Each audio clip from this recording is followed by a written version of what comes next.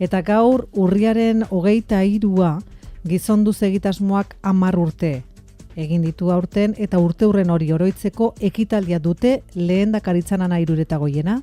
Gizonak generoaren arteko berdintasunaren alde kontzientziatzeko Emakundeek duen programa aitzindaria da gizonduz eta 2008ko apirilean aurkeztu zen jendaurrean helburu horrekin bat egiten zuten arlo publikoko dozenaka giza seme plazara aterata.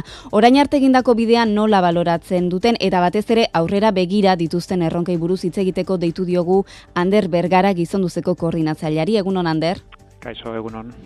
Eskutitza hau sinatzen dugun gizonok, badakigu gure gizartean ez dagoela berdintasunik emakumeen eta gizonen artean, eta emakumeak gizonen menpe daudela eta ondorioz gizonok hainbat privilegio ditugula. Bidezkoa da egoera aldatzea emakumeen eskubidea delako eta gizarte osoaren onerako izango delako baita gizonentzako ere.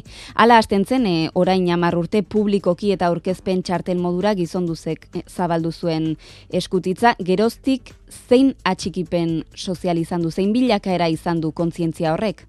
Bai, nik uste dut aurrera pausoak eman dirala, izatez eskutitz hori 10.000 gizonek baina hogeiago sinatu zuten, aurrera pausoak nabaritzen ditugu, baina ez da nahikoa.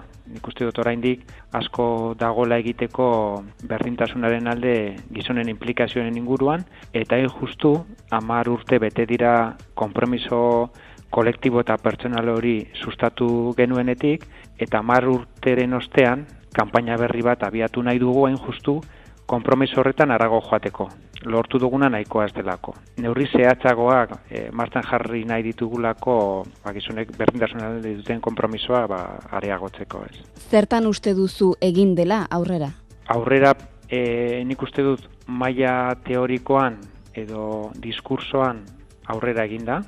Nik uste dut gizon gehienek berdintasunaren alde daudela esaten dute. Nabari da ere emakumeen indarkeriaren kontrako agerraldiak eta ekintzak antolatzen direnean gizonen presentzia gero eta handiagoa da.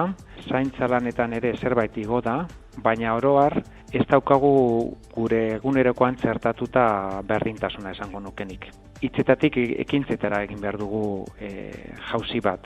Eta askotan ez talako erreza berdintasunaren alde egitea, ditugun privilegio batzuei uko egitea suposatzen duelako.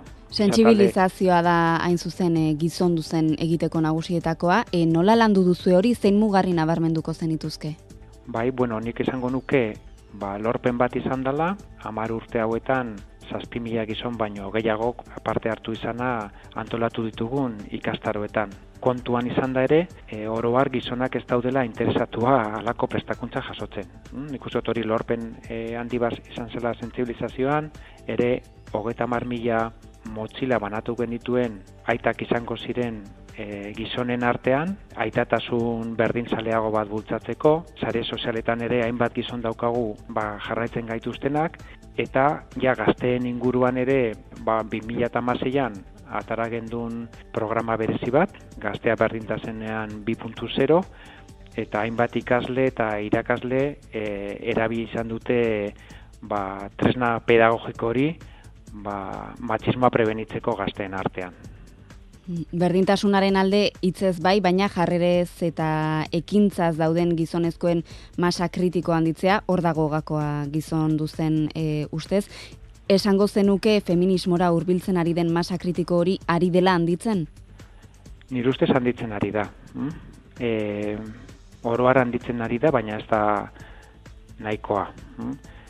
Egia da ere badago beste polo bat, eta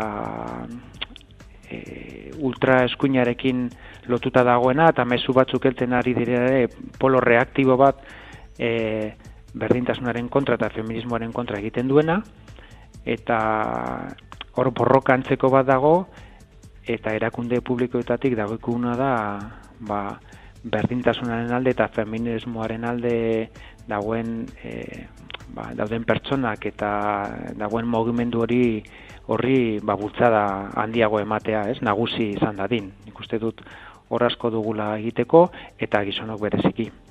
Ander Bergara gizonduzeko koordinatzailea, mila esker eta ondo ospatu. Eskerrik asko zuei, agur.